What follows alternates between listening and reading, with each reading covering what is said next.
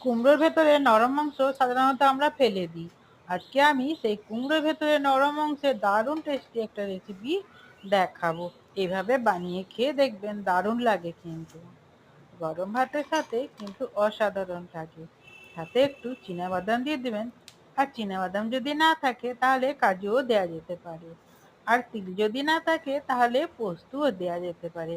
আর কিছুই যদি না থাকে তাহলে এমনি এমনি কুমড়োর ভেতরে নরম অংশ তেল দিয়ে, সর্ষে দিয়ে, লঙ্কা দিয়ে আর রসুন, পেঁয়াজ আর সামান্য একটু পোস্ত দিয়ে ভেজে খেয়ে দেখবেন। আর চ্যানেলটাকে সাবস্ক্রাইব করে দেবেন, আর লাইক দিয়ে দেবেন, আর কমেন্টে একটা সুন্দর মতামত লিখে যাবেন। আপনারা কমেন্টে কিছু লেখেন না, আপনারা কি লিখতে জানেন না?